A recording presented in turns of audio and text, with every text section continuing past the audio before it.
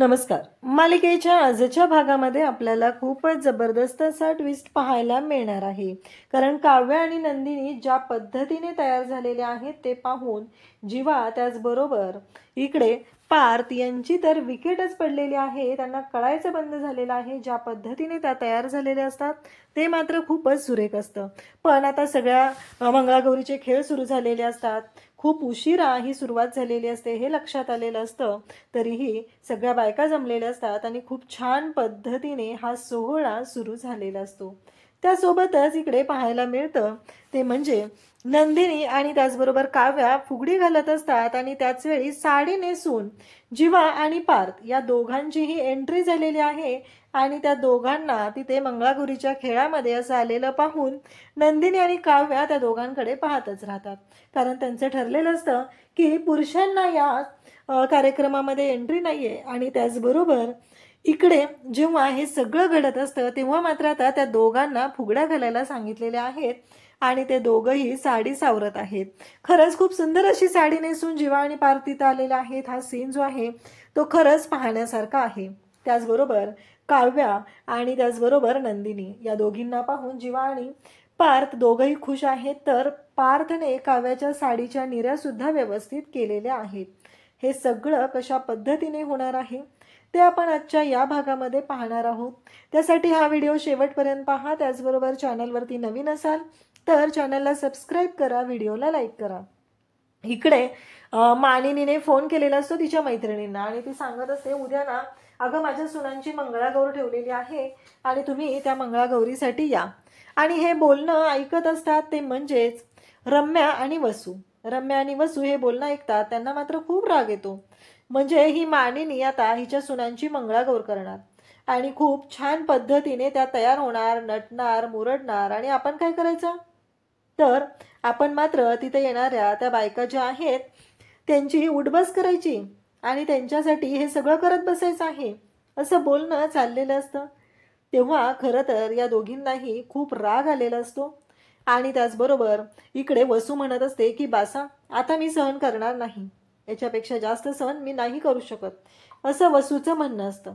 तिला असं वाटत असतं की काहीही झालं तरीही या सगळ्या गोष्टी आहेत त्या आपण अजिबात सहन करायच्या नाहीत असं म्हणत त्या दोघीही बोलत असतात. वसू म्हणत असते की रम्या म्हणते म्हणजे खरंच उद्या त्या बायका येणार आणि आपली वाट लागणार आहे. तेव्हा वसुंधरा सांगत असते की हो खरंच आपली वाट लागणार आहे, उद्या त्या बायका येणार आहेत आणि आपण मात्र आता हे सगळं अशा पद्धतीने होणार आहे. त्याच वेळी इकडे रम्या म्हणत असते पण का का आपण हे सगळं सहन करायचं आहे असं बोलणं चाललेलं असतं. तेव्हा मात्र इकडे वसू म्हणत असते की आता ते सहन नाही करायचं, मी काय सांगते ऐकून घे जरा, मी काहीतरी बोलत आहे ना तुला असं बोलणं चाललेलं आहे. आणि मग मात्र ती म्हणते की त्यांच्या दोघींच्या साडीमध्ये ना खासखुसलीची पावडर टाकूया, मग खऱ्या अर्थाने मजा येणार आहे. आपण ना खासखुसलीची पावडर टाकूया आणि त्यांची मजा घेऊया असं दोघेही बोलत आहेत. तेव्हा मात्र रम्या म्हणत असते पण आई नको, तुला कळतंय का. तेव्हा रम्याला वसू सांगत असते की खासखुसलीची पावडर नाही, त्याच्यापेक्षा मला काय वाटतंय माहितीये का, खासखुसलीच्या पावडरपेक्षा ना तू काय कर माहितीये का, ते मागच्या वेळेस कसा तिचा ब्लाऊज खराब केलेला फाडलेला होतास की नाही तशा पद्धतीने काहीतरी कर, मग खरी मजा येणार आहे असं बोलणं चालू असतं. तेव्हा रम्या म्हणते मी तुला हात जोडते आई, अगं सगळं संशयाची सुई आहे ना आपल्यावर येणार आहे, अजिबात असलं काहीही करू नकोस कारण सगळा गोंधळ आपल्याला निस्तरावा लागेल, तुझ्या लक्षात येत नाहीये असं म्हणत रम्याने आता वसूच्या समोर हात जोडलेले असतात आणि तिला सांगितलेलं असतं की शांत राहा जरा, जे काय व्हायचंय ते बघूया, या सगळ्याचा बदला तर आपल्याला घ्यायचाच आहे पण आत्ता शांत हो असं रम्या वसूला सांगत असते. इकडे नंदिनी तयार झालेली असते आणि जीवा रूममध्ये आलेला असतो. एक टक नंदिनीकडे पाहत असतो. नंदिनीचं लक्ष नसतं. नंदिनी म्हणते कशी दिसते हो मी असं नंदिनी जेव्हा जीवाला विचारते तेव्हा मात्र जीवा नंदिनीकडे पाहतच राहतो. जीवा म्हणत असतो की खरंच. आणि मग नंदिनी म्हणते काय, तेव्हा जीवा म्हणतो की हो छान दिसतंय असं जीवा बोलत आहे. तेव्हा मात्र नंदिनी म्हणते खरंच, पण मला एक कळत नाहीये की तुम्हाला शिट्टी वाजवता येत नाहीये. तेव्हा जीवा म्हणतो की नाही ना, मला शिट्टी नाही वाजवता येत असं जीवा बोलतो. तेव्हा मात्र नंदिनी म्हणत असते काय तुम्हाला शिट्टी पण वाजवता येत नाही, आजीने एवढं जेवण बनवायला शिकवलंय तुम्हाला आणि शिट्टी वाजवायला शिकवलेली नाहीये. हे बोलणं जेव्हा चालू असतं तेव्हा मात्र दोघंही आता एकमेकांकडे पाहत असतात. जीवा म्हणतो की म्हणजे तुला शिट्टी वाजवता येते? असं बोलतेस की जणू काय तू रोजच शिट्ट्या मारतेस. तेव्हा नंदिनी त्या क्षणी शिट्टी वाजवते आणि जीवा शॉक होतो. जीवा म्हणतो काय? खरं तर जीवाचं असं म्हणणं असतं की जर तुला जमत असेल ना तरच हे तू बोलू शकते. जर तुला शिट्टी मारायला जमत नाहीये तर हे बोलण्याचा अधिकार तुला नाही. पण नंदिनीने करून दाखवलेलं असतं. जीवा म्हणत असतो की खरंच हिला ना काहीही जमतंय असं जीवाचं म्हणणं असतं. त्यासोबतच नंदिनी जीवाला जी शिट्टी मारून दाखवते तेव्हा जीवा मात्र पाहतच राहतो. त्याला कळायचं बंद झालेलं असतं. नंदिनी म्हणते बघितलं का? जमली का? तेव्हा जीवा म्हणतो की नाही मला नाही जमत आहे. मी कधी ट्राय नाही केलेलं. पण मी देशमुखांचा मुलगा आहे ना. माझ्यावरती देशमुखांचे संस्कार आहेत. तेव्हा नंदिनी म्हणते की हो का? पण आली पाहिजे ना शिट्टी मारायला. तेव्हा जीवा म्हणतो की हो. आणि मग जीवाला नंदिनी सांगत असते काय नाही सोपं आहे. जीभ आहे ती ट्विस्ट करायची, वरच्या टाळ्याला लावायची आणि ही 2 बोटं पकडायची आणि मग त्यातून हवा सोडायची. 2-3 वेळा जीवा ट्राय करतो. प्रत्येक वेळेस फुसफुस होऊन आवाज येतो. त्याची काही शिट्टी वाजत नसते. तेव्हा तो ट्राय करत असतो पण शिट्टी काही मारता येत नाही. शेवटी नंदिनी तिचा हात त्याच्या तोंडामध्ये करते आणि म्हणते आता वाजवा. आणि त्या क्षणी जीवाने शिट्टी वाजवलेली असते. नंदिनी मात्र पाहतच राहते. तेव्हा नंदिनी आता तिथून लाजून निघून चाललेली असते आणि मग नंदिनीच्या मागे जीवा उभा असतो आणि जीवा शिट्टी मारतो. इकडे आता पार्थ फोनवरती बोलत बोलत आत येत असतो आणि तेव्हा मात्र काव्या तिथं उभी असते. काव्या पार्थकडे पाहत असते आणि पार्थ जेव्हा काव्याकडे पाहतो तेव्हा मात्र पार्थच्या हातातून जो मोबाईल आहे ना तो अक्षरशः निसटलेला असतो. इकडे काव्याला कळायचं बंद होतं. पार्थलाही कळायचं बंद झालेलं असतं. कारण तो एकटक काव्याकडे पाहत राहिलेला असतो आणि त्याच्या हातातून मोबाईल हा पडलेला असतो. आणि त्याचबरोबर इकडे जेव्हा काव्या त्याच्याकडे पाहत राहते, खाली वागते आणि तो मोबाईल जो आहे ना तो मोबाईल पार्थच्या हातामध्ये देते, तेव्हा मात्र पार्थ पाहतच राहतो. खऱ्या अर्थाने त्या दोघांच्या सुखी संसाराची ही जी सुरुवात आहे ना ती आपल्याला पाहायला मिळत आहे. खरंच ज्या पद्धतीने ते दोघंजणही एकमेकांकडे पाहत असतात. पार्थच्या तोंडात तर शब्दच नसतात. पार्थला कळतच नसतं की काय बोलायचं, काय उत्तर द्यायचं. तो एकटक पाहतच राहतो. त्यानंतर इकडे पार्थ तिच्याकडे पाहतच आहे. काव्या म्हणत असते देशमुख मी कशी दिसते? तेव्हा पार्थ सांगू लागतो की खरंच खूप सुंदर, खूप छान दिसताय तुम्ही. म्हणजे आज ही फिसकरलेली मांजर आहे ना ती आज क्यूट मांजर दिसते. असं म्हणता क्षणी काव्या म्हणते काय? तेव्हा इकडे पार्थ सांगत असतो की हो खरंच आज ना तुम्ही क्यूट मांजर दिसताय. पार्थ तिच्याकडे एकटक पाहतोय ही गोष्ट काव्याच्या चांगलीच लक्षात आलेली असते. पार्थ तिच्याकडे पाहतच राहतो आणि काव्या म्हणते शब्द कमी पडतायत ना, म्हणजे किती जुळवाजुळव करावी लागते तुम्हाला शब्दांची, ते लक्षात आलं. तेव्हा मात्र पार्थ म्हणत असतो की नाही तसं नाही आहे, ही साडी ना तुमच्यावर खूप सुरेख दिसते. तेव्हा काव्या आणि पार्थ एकमेकांकडे पाहत असतात. तेव्हा काव्या सांगते मानिनी काकूने दिली मला आणि नंदिनी ताईला दोघींनाही दिली अशी साडी. तो म्हणतो की नाही ही साडी तुम्ही नेसली म्हणून ती साडी सुंदर दिसते. असं हे बोलणं त्याचं चाललेलं असतं. त्याला कळतच नसते की काय बोलू, कसं रिॲक्ट करू, काहीच त्याच्या लक्षात येत नसतं. तेव्हा मात्र काव्या चांगलीच मस्करी करत असते आणि त्यानंतर दोघंही एकमेकांकडे पाहत असतात, हसत असतात. आणि काव्याला आठवतं. काव्या म्हणते पण ह्या साडीच्या ह्या ज्या निऱ्या आहेत ना, असं ती बोलत असते. दोघंही एकमेकांकडे पाहत असतात. खूप सुंदर असं ते त्यांचं रोमांस असतो. त्या क्षणी पार्थ खाली बसतो आणि तिच्या साडीच्या ज्या प्लेट्स आहेत ना त्या व्यवस्थित करू लागतो. काव्याला तर धक्का बसलेला असतो. देशमुख डायरेक्ट खाली बसलेला आहे आणि प्लेट्स तयार करत आहे माझ्या साडीच्या. आणि पार्थ ते सगळं करतो आणि काव्याकडे पाहू लागतो. काव्याला त्या क्षणी आठवतं की काव्या म्हणजे या रेड फ्लॅगच्या दुनियेमध्ये ग्रीन फ्लॅग आलाय. ग्रीन फ्लॅग नाही आहे गं, अख्खा ग्रीन फॉरेस्ट आलाय असं म्हटलं तरी काही हरकत नाही आहे. पार्थ देशमुख खूप चांगला आहे असं तिला सांगितलेलं असतं. तो क्षण तिला आठवत असतो आणि त्यानंतर काव्या आणि हे दोघंही एकमेकांकडे पाहत असतात. त्याचबरोबर इकडे पार्थ काव्या दोघंही एकमेकांकडे पाहत आहेत. पार्थ कौतुक करत आहे काव्याचं. तर काव्याही खुश झालेली आहे, पार तिथून निघूनही जातो. लक्षातही येत नाही काव्याच्या. त्यानंतर मात्र इकडे काव्या पार्थकडे पाहतच राहते. मंगळागौरच्या खेळासाठी काही महिला आलेल्या आहेत. त्या सर्व अगदी छान नटून थटून आलेल्या आहेत आणि मानिनीने त्या सर्वांचं स्वागत केलेलं आहे. मानिनी त्या सर्वांना म्हणते की तुम्ही आज खूपच छान दिसतायत. तर सर्वजण मानिनीला म्हणतात की तुम्ही देखील खूपच छान दिसतायत. त्याचबरोबर सर्व बायका बोलत असतात की आज यांच्या सुनांची पहिलीच मंगळागौर आहे ना, त्यामुळे या खूपच खुश दिसत आहेत. आणि खरोखरच मानिनी खूपच खुश आहे, कारण त्यांच्या वाटेतला महत्त्वाचा काटा म्हणजे वसुंधरा आणि रम्या यांना चांगलीच शिक्षा मिळत आहे. शिक्षा म्हणजे अगदी आलेल्या सर्व महिलांसाठी त्यांना कोल्ड्रिंक आणायला सांगितलेलं आहे आणि त्या प्रत्येकाला ते देत आहेत. हे सगळं होत असताना रम्याला खूपच राग येतोय. रम्या म्हणते हे जे झालंय ना ते सगळं तुझ्यामुळे झालेलं आहे असं म्हणून ती वसुंधराला दोष देत आहे. तेव्हा वसुंधरा म्हणते हो का, मीच केलंय का हे, पण तुझ्यासाठी केलंय हे विसरून गेलीस वाटतं. आता त्या सर्वांना कोल्ड्रिंक देत असतात तेव्हा बायका त्यांच्याकडे पाहतच राहतात, कारण चक्क वसुंधरा आणि रम्या ज्या या घराच्या सदस्य आहेत त्या मोलकरीण झालेल्या आहेत आणि त्या सर्वांना कोल्ड्रिंक देत आहेत. यावर बायकांचा विश्वासच बसत नाही. त्या म्हणतात ह्या वसुंधरा आणि रम्यासारख्या दिसत आहेत. तेव्हा मानिनी म्हणते दिसतात नव्हे हो, या त्याच आहेत. आता बायकांना प्रश्न पडतो की हे असं का करतायत, पण कोणी काय बोलत नाही. त्यांना कळतं की नक्कीच ह्यांचं काहीतरी बिनसलेलं असणार आहे.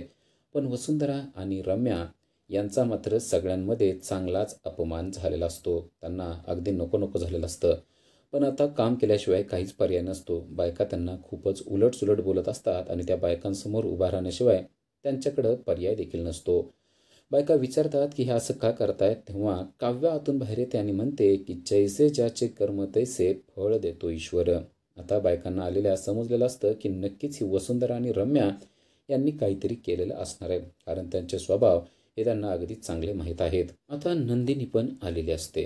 नंदिनी पाहते की बायका या दोघींना खूपच उलटसुलट बोलत आहेत. आता त्या दोघीही आतमध्ये चाललेल्या असतात. तेव्हा नंदिनी त्यांना हाक मारते आणि म्हणते की तुम्हाला जर का या खेळामध्ये सामील व्हायचं असेल तर तुम्ही होऊ शकता. हे ऐकल्यावर सगळ्यात मोठा धक्का बसतो तो म्हणजे मानिनीला, कारण तिला अजिबात हे असं अपेक्षित नसतं. तर काव्याला देखील नंदिनीचं हे वागणं पटलेलं नसतं. आता त्यांना शिक्षा दिली आहे तर त्यांना कशाला या खेळामध्ये सामील करून घ्यायचं असं त्या दोघींनाही वाटत असतं. तर मानिनी लगेच नंदिनीला साईडला बोलवते आणि म्हणते हे मला अजिबात पटलेलं नाहीये. त्या दोघींना कशाला आपल्यामध्ये इन्व्हॉल्व करते, त्या कशा आहेत तुला माहिती आहे ना, आणि त्यांनी काय काय केलं हे सगळं आपल्याला माहिती आहे ना, मग त्यांना या खेळामध्ये इन्व्हॉल्व करणं चुकीचं आहे असं मला वाटतंय. नंदिनी म्हणते अहो त्यांचे हाल बघताय ना तुम्ही कसे झालेत, सर्वांपुढं त्या असं वागतायत की जसं काय त्या मोलकरीण आहेत. मानिनी म्हणते ही त्यांची शिक्षा आहे नंदिनी, त्यामुळे तू त्यांच्याविषयी प्रेम व्यक्त करू नको, त्या कशा वागल्या त्याचा विचार कर. पण नंदिनीला मात्र त्यांच्याविषयी थोडी सहानुभूती वाटत असते. मानिनी म्हणते हे बघ, जर का तुला त्यांच्याविषयी सहानुभूती वाटत असेल तर मी थोडासा विचार करायला तयार आहे. फार तर मी त्यांना खेळायला परवानगी द्यायला तयार आहे, पण त्यांनी त्यांचं तोंड मात्र झाकलं पाहिजे. म्हणजे ते या खेळामध्ये सहभागी होऊ शकतात, पण तोंडावर पदर घेऊन अगदी खालीपर्यंत पदर घेऊन त्या आल्या तरच मी त्यांना परवानगी देईल, अन्यथा मी त्यांना परवानगी देणार नाही असं मानिनीने सांगितलेलं असतं.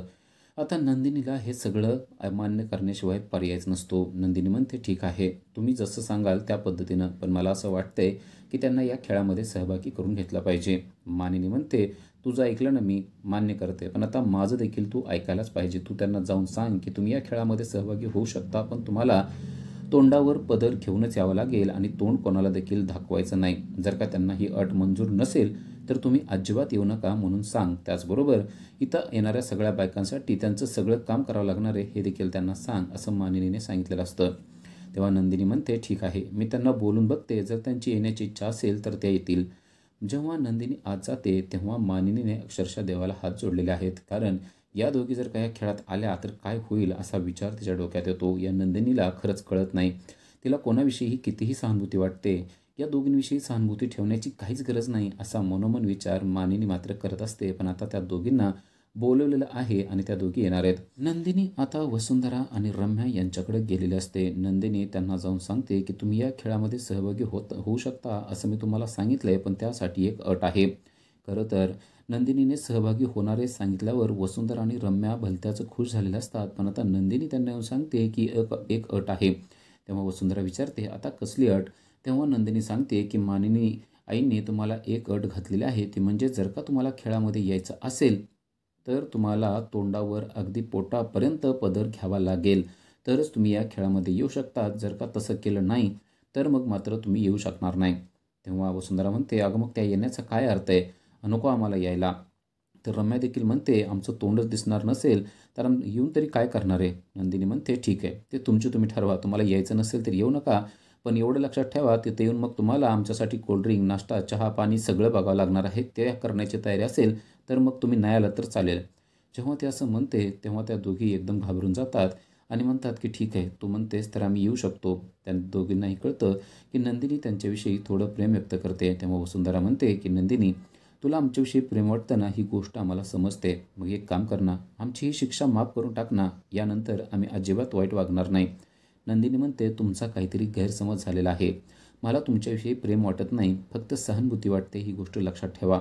आणि हे सगळं करते म्हणजे बाहेरच्या बायका आपल्या घरातल्या लोकांना वाईट बोलतायत ना म्हणून करते. तुमच्याविषयी माझ्या मनामध्ये किंचितही प्रेम नाही आहे, हे जरा तुमच्या मनात तुम्ही फिट करून टाका. कारण मला तुमच्याविषयी काहीच वाटत नाही. तुम्ही जे काय केले ना त्यासाठी मी तुम्हाला आयुष्यभर माफ करणार नाही, असं म्हणून नंदिनीने त्यांच्याविषयी जे काही होतं ते व्यक्त केलेलं आहे. तेव्हा वसुंधरा आणि रम्या यांना देखील समजलेलं असतं की आता नंदिनी बदललेली आहे, ती पूर्वीसारखी राहिलेली नाही आहे. अगदी ती टोकाचं बोलत आहे आणि तोंडावर बोलत आहे. त्यामुळे वसुंधरा आणि रम्या यांना समजतं की आपल्याला बाहेर जाण्याशिवाय पर्याय नाही आहे. जर का आपण बाहेर गेलो नाही तर आपल्याला त्यांच्यासाठी सगळं काही करावं लागणार आहे, चहा पाणी नाश्ता करावा लागणार आहे आणि सर्वजणांना कळणार की आपण यांच्या घरात आता मोलकरीण झालेलं आहे. तेव्हा नंदिनी त्यांना म्हणते, माझा प्रस्ताव तुम्हाला पटत असेल तर मान्य करा, नसेल पटत तर माझं काही नाही आहे, तुम्हाला जे सांगितलंय त्यावर नीट विचार करा. बोलून नंदिनी निघून जाते. रम्या आईला म्हणते की मी काही या खेळामध्ये येणार नाही आहे, मला अजिबात ही गोष्ट पटलेली नाही. वसुंधरा म्हणते, मला देखील पटलेलं नाही, पण आता काय करणार. जर का तिचं ऐकलं नाही तर आपल्याला त्यांच्यासाठी चहा पाणी नाश्त्याची सोय करावी लागणार आहे. तेव्हा तर किती मोठा अपमान होईल याचा विचार कर. त्यापेक्षा आपण त्या खेळामध्ये सहभाग घेऊया, फार तर तोंडावर पदर घेऊया. रम्या म्हणते, मग दागिने घालण्याचा आणि नटण्याचा तरी काय उपयोग आहे, त्यापेक्षा नाही गेलेलं बरं असं मला वाटतंय. वसुंधरा म्हणते, नाही आपण जाऊया, मला कोणासाठी देखील चहापाणी करण्याची इच्छा नाही आहे. तर आता इकडे सर्व महिला एकत्र आलेल्या असतात आणि मानिनी सर्वांची ओळख करून देत असते. सर्व महिला पाहत असतात की आता मानिनीच्या दोन्ही सुना देखील या खेळामध्ये सहभागी होणार आहेत. त्या दोन्ही सुना देखील अगदी गौराईसारख्या दिसत आहेत. त्यांची तारीफ सर्व बायका करत असतात आणि मानिनी देखील सांगत असते की माझ्या दोन्ही सुना अतिशय गुणी आहेत आणि आज त्यांची पहिली मंगळागौर आहे. दोन्ही सुनांना तिच्या मैत्रिणी म्हणजेच आलेल्या सर्व बायकांशी ती ओळख करून देत असते आणि सर्व बायका त्यांच्याशी ओळख करून घेत असतात. तेवढ्यात पार्थ आणि जीवा आलेल्या आहेत. त्यांनी हातामध्ये कॅमेरा आणलेला आहे, तर लाईट देखील आणलेली आहे आणि ते दोघे म्हणत आहेत की आम्ही खास शूटिंग करण्यासाठी इथे आलेलो आहे. पार्थचं सगळं लक्ष हे काव्यावर आहे, तर जीवाचं सगळं लक्ष नंदिनीवर आहे. ही गोष्ट सर्व महिलांच्या चांगलीच लक्षात आलेली आहे. सर्व महिला म्हणतात की तुम्ही आलात नक्की शूटिंग करण्यासाठी का आपापल्या बायकांना पाहण्यासाठी आलाय, हे आम्हाला चांगलंच कळतंय. तर पार्थ म्हणतो, नाही, आम्ही आईसाठी आलेलो आहेत, आमची आई किती छान सुंदर दिसते बघा, आम्हाला तिचं शूटिंग करायचं आहे. बायका म्हणतात, अरे तुमचे चेहरे कुठं आहेत ना ते सगळ्यांनाच कळतंय, त्यामुळे तुम्ही सांगायची गरज नाही आहे की तुम्ही कोणाचं शूटिंग करणार आहात. तुमच्या चेहऱ्यावरून स्पष्ट दिसतंय की तुम्ही तुमच्या बायकांना भेटण्यासाठी आलेला आहात. आलेल्या बायकांनी अगदी दोघांना चांगलंच हेरलं असतं. तेव्हा पार्थ आणि जीवा देखील थोडेसे लाजतात आणि म्हणतात, असं नाही, आम्ही सगळ्यांचंच चांगलं शूटिंग करणार आहोत. तेव्हा मानिनी म्हणते की याची काहीच गरज नाही, तुम्ही दोघेही आत्ता इथून निघून जा, हा बायकांचा सण आहे, त्यामध्ये तुमचं कसलंच काम नाही आहे. ते दोघे म्हणतात, अगं आई, आम्ही शूटिंग करण्यासाठी आलेलो आहे. मानिनी म्हणते, काही गरज नाही आहे त्या शूटिंगची आणि कशाची, मला माहीत आहे तुम्ही कशासाठी आलेला आहात, आत्ताच्या आत्ता तुम्ही निघा, असं म्हणून त्या दोघांनाही बाहेर काढलेलं असतं. उद्याच्या भागामध्ये आपल्याला पाहायला मिळतं की पार्थ आणि जीवा गेलेत खरे, पण ते पुन्हा माघारी आलेले आहेत. त्या आलेत ते म्हणजे अगदी साडी घालून आलेले आहेत. जसं रम्या आणि वसुंधरा येणार होते अगदी तसं ते दोघं आलेले आहेत, तोंडावरती पदर घेऊन. आणि त्यामुळं काव्या आणि नंदिनी यांना कळतच नाही की हे रम्या वसुंधरा आहे का पार्थ आणि जीवा आहेत. पार्थ आणि जीवा आपापल्या बायकांसोबत, आपापल्या पत्नींसोबत फुगडी खेळताना आपल्याला पाहायला मिळतात आणि त्यांच्या फुगडी करण्याच्या अंदाजावरून नंदिनी आणि काव्याने ओळखलेलं असतं की नक्की इथं कोण आलेलं आहे. आणि त्यानंतर त्यांच्या चेहऱ्यावरून पदर काढला जातो तेव्हा समजतं की पार्थ आणि जीवा हे आपापल्या बायकांना पाहण्यासाठी आणि त्यांच्याबरोबर फुगडी खेळण्यासाठी आलेले आहेत आणि सर्व बायका हसायला लागतात. अशाच अपडेटसाठी आजच आमच्या चॅनलला सबस्क्राईब करा. थँक्यू.